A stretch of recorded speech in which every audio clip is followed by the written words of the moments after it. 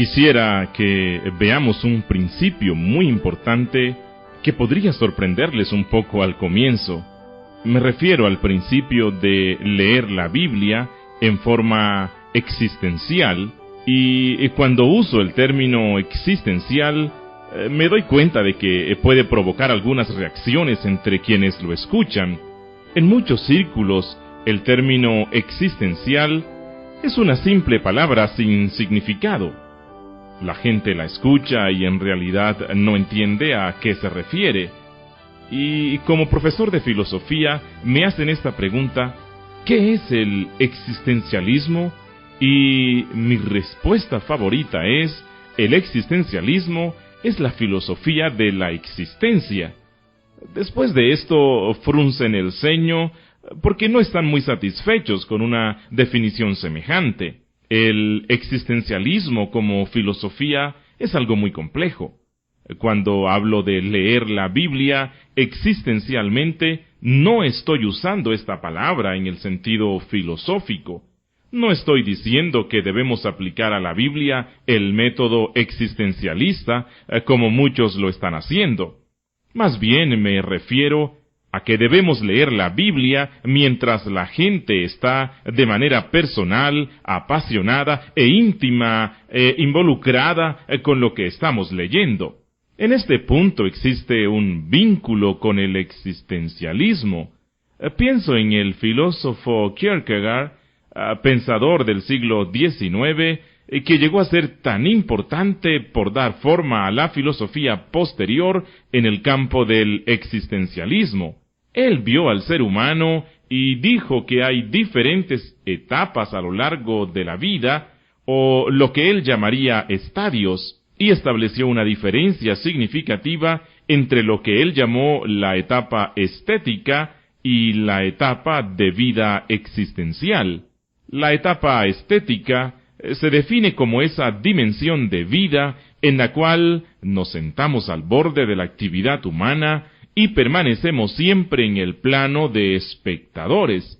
Nunca nos involucramos personalmente. Respecto a esto, Kierkegaard nos dice que como cristianos somos llamados a involucrarnos de manera apasionada en los asuntos de la vida. Como cristianos no podemos darnos el lujo de sentarnos en el borde como simples espectadores. Quisiera trasladar este principio a la lectura de las Escrituras.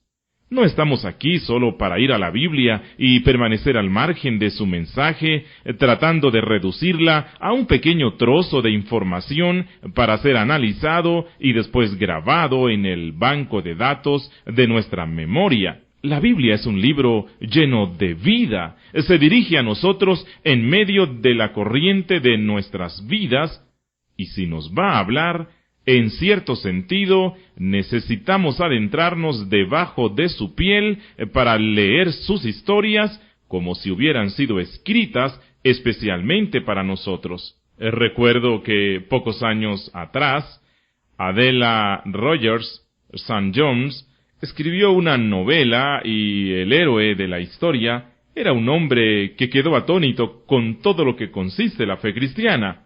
Él tuvo una relación superficial con esta fe. Conocía a personas que eran cristianas, pero nunca investigó seriamente sobre el contenido de la fe cristiana. Como mucha gente, él sentía que la religión era algo que practicamos a través de instituciones y asistiendo a la iglesia, pero no involucrándose personalmente.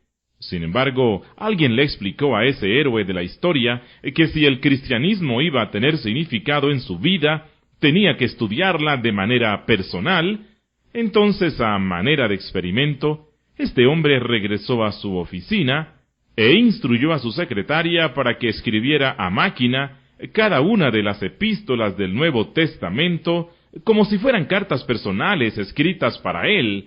La secretaria dirigió estas cartas de la Biblia no como Pablo a los filipenses o como Pablo a los tesalonicenses, sino que más bien de Pablo para Hank, y puso cada una de las cartas en sobres y fueron enviadas al buzón de la casa de este hombre.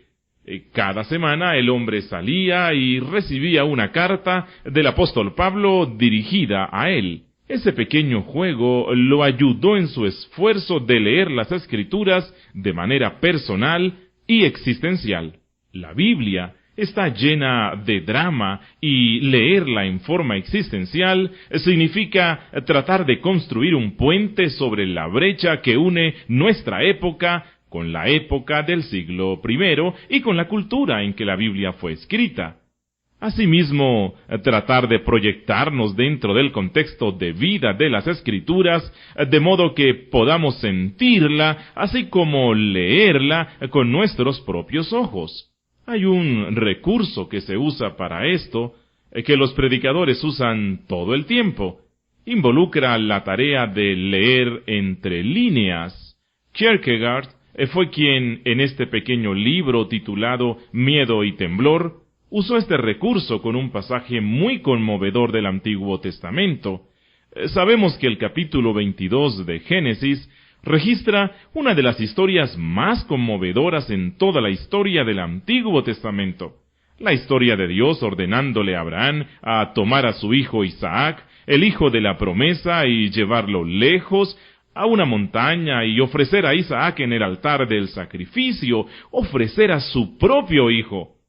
La narración de ese evento tiene lugar en el Antiguo Testamento en forma muy abrupta, concisa y sucinta. Dios vino a Abraham y le dijo: toma a tu hijo, el único que tienes y al que tanto amas, y ve a la región de Moriah. Una vez allí, ofrécelo como holocausto en el monte que yo te indicaré. Entonces Abraham cumple estas instrucciones. En cierta ocasión, Kierkegaard estaba leyendo esta historia y él mismo sufrió grandemente desde el fondo de su corazón por las punzadas de un compromiso roto. De hecho, muchos de los escritos de Kierkegaard, sus poemas y dramas, se enfocan en esa liberación de angustia de su alma experimentada por ese amor perdido. Cuando lee esta historia en el Antiguo Testamento, en la que Dios pide a Abraham que tome lo más preciado de su vida y se lo entregue, Kierkegaard lo sintió en su propia alma y comenzó a reflexionar sobre esto. Trató de imaginarse lo que estaba pasando por la mente de Abraham durante el versículo que dice: Abraham se levantó de madrugada. Cuando Kierkegaard tomó esa porción del texto, se detuvo y dijo: «Un minuto. ¿Por qué madrugó Abraham?». Bueno, la Biblia no nos dice eso. Para saberlo, hay que leer entre las líneas. Debemos tratar de proyectar cómo sería estar en esa situación de la vida. Entonces Kierkegaard comenzó a reflexionar y pensó: quizás fue porque Abraham era un hombre con una vida de fe tan disciplinada, tan sólido como una roca en su compromiso con Dios, que sin importar lo que Dios le pedía, se reportó temprano para la tarea y dijo: Dios, tú quieres que yo sacrifique a mi hijo en el altar, si así lo dices, así será. Pondré la alarma a las 5 de la madrugada y me levantaré y me reportaré para la tarea, tomaré a mi hijo y haré exactamente lo que tú me has dicho y no perderé un solo movimiento, no me saltaré un solo paso, haré lo que tú quieras que yo haga. Esa es una forma de comprender el texto y Kierkegaard nos la transmitió, pero después dijo: un minuto, Abraham era un hombre. Tal vez era amigo de Dios. Quizás es el prototipo de todos los hombres fieles. Tal vez tenía esa fe que mueve montañas.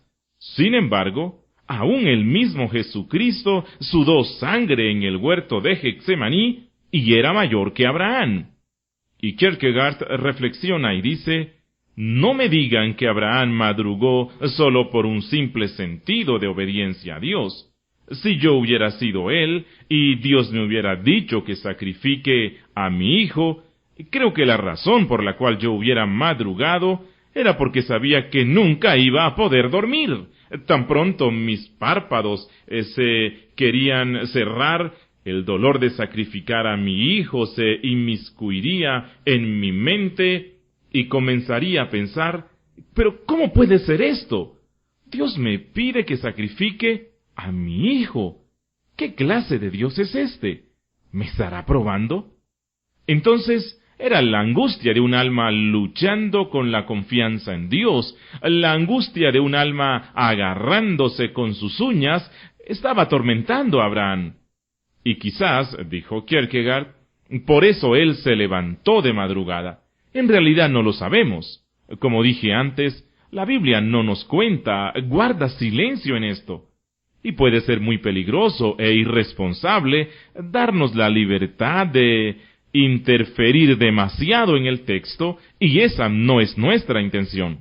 Recién impartí una lección sobre los peligros del subjetivismo en la interpretación. Sin embargo, aquí no estoy hablando de hacer eso. Más bien, me refiero al sentimiento, a lo que las personas en las Escrituras están sintiendo, a generar en nosotros mismos esa pasión que proviene de la idea real, porque los personajes bíblicos no son ficticios ni producto de la fantasía. Son personas reales, de carne y hueso, y necesitamos recordarlo.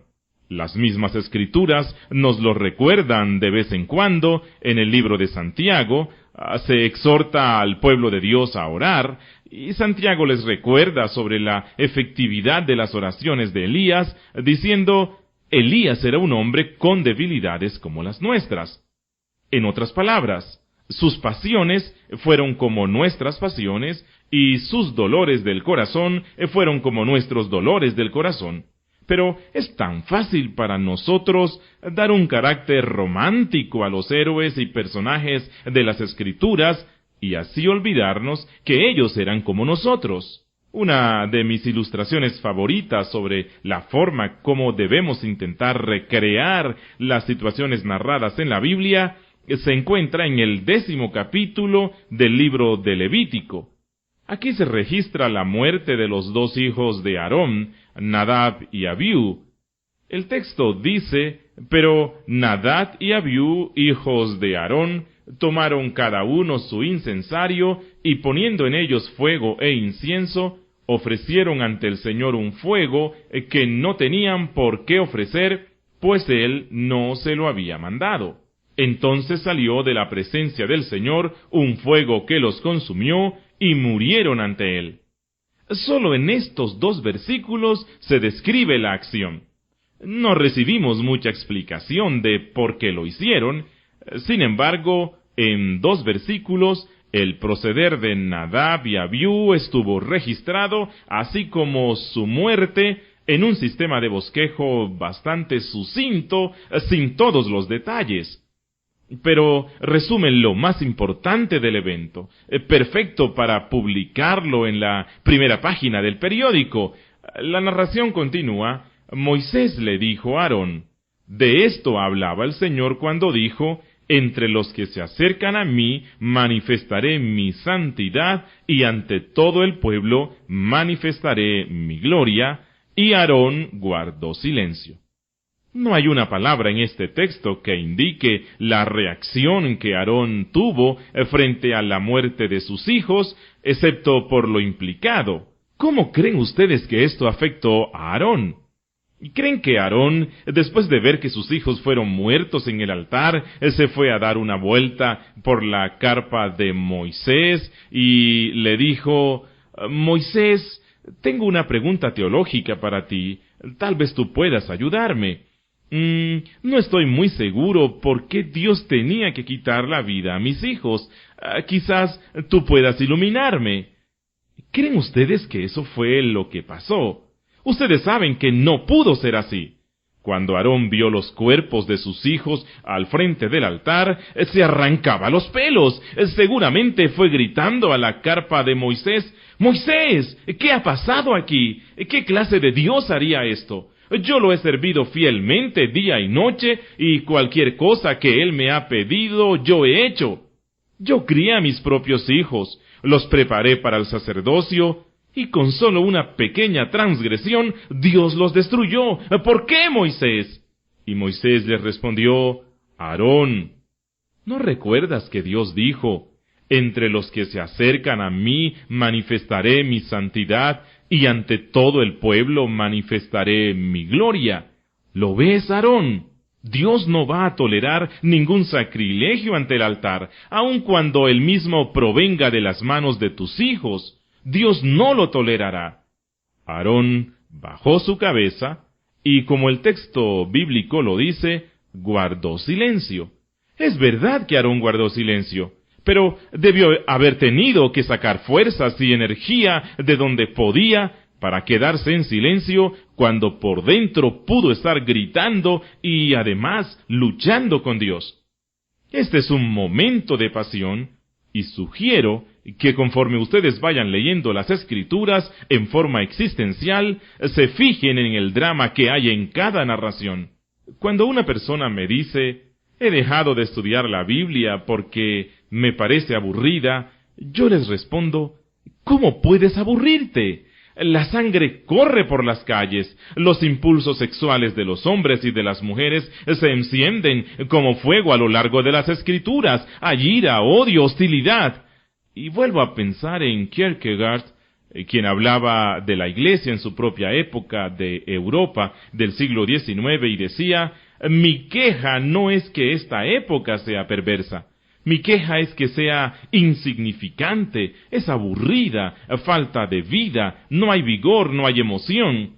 Entonces, cuando me aburro de mi contorno contemporáneo, de vez en cuando voy al Antiguo Testamento, donde las personas son reales y respiran vida. Ellos mienten, ellos matan, ellos roban, ellos engañan, ellos cometen adulterio. En una palabra, ellos son hombres y mujeres. A eso me refiero.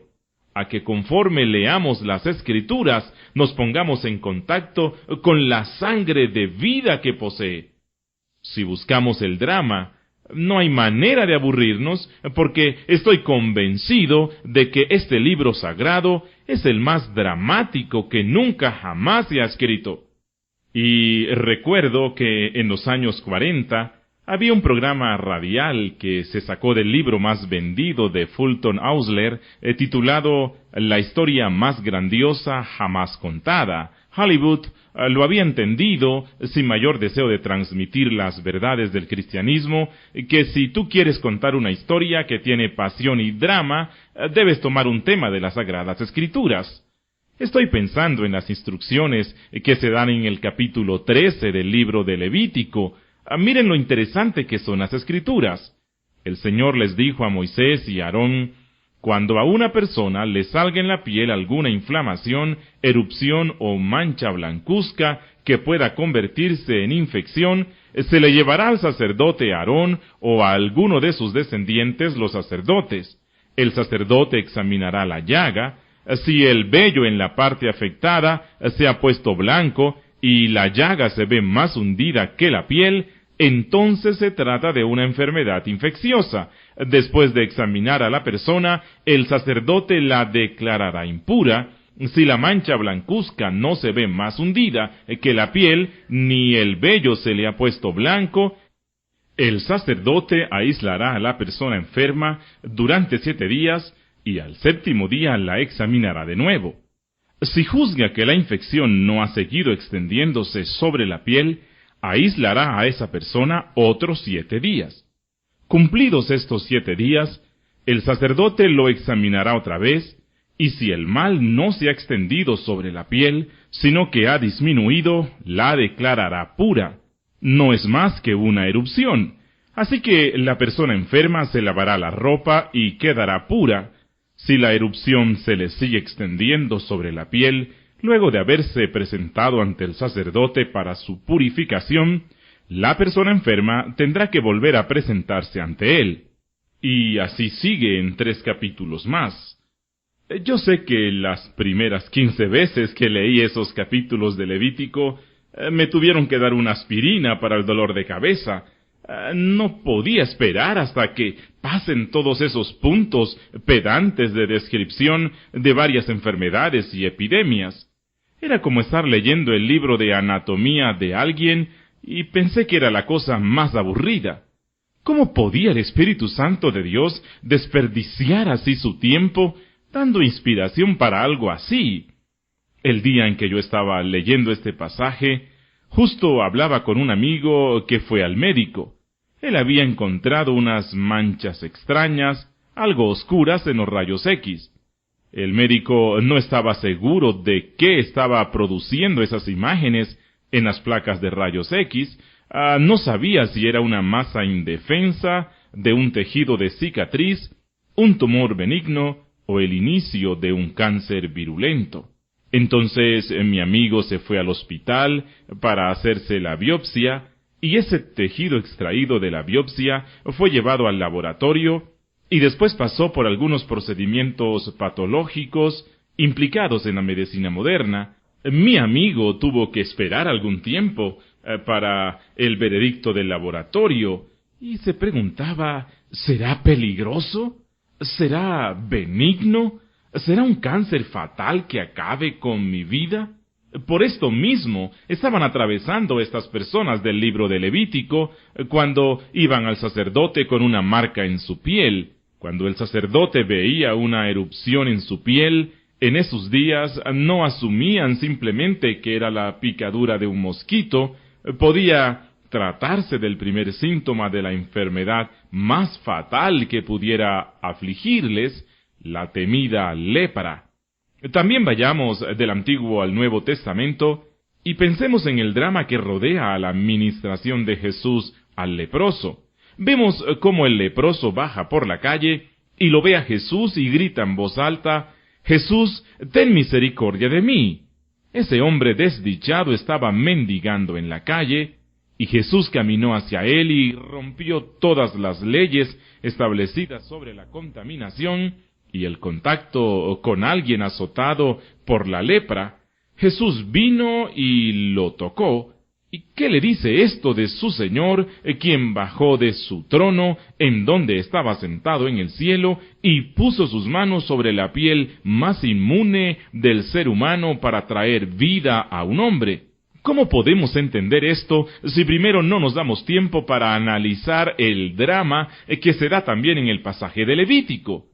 Hasta en las leyes sobre la alimentación, y después vemos esas leyes en hombres como Daniel, Sadrach, Mesach y Abednego, quienes fueron llevados cautivos en un proceso donde los babilonios no se llevaban a todos al exilio de Israel, pero se llevaban a la crema y a la nata, a los mejores eruditos, a los mejores músicos, a los mejores artistas, a los mejores empresarios, y pretendían integrarlos en la vida de la cultura babilonia.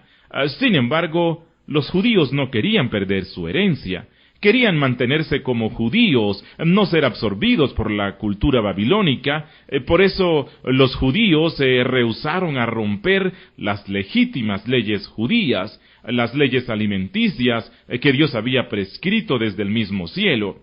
Ellos no se arrodillarían delante de las imágenes de emperadores, y por esa razón Daniel fue arrojado al foso de los leones y Sadrach, Mesach y Abednego lanzados al horno de fuego. No podríamos comprender el drama de esas historias bíblicas si no comprendiéramos el rol crucial que las provisiones alimenticias juega en los escogidos de Dios para ser especiales. Todo radica allí, en la pasión, en el drama. Pero para que podamos captar el mensaje y para que nos toque nuestra época, tenemos que ver la humanidad de las personas en su existencia y tocarlas, permitir que su existencia toque la nuestra. A eso me refiero cuando hablo de una lectura existencial de la palabra de Dios.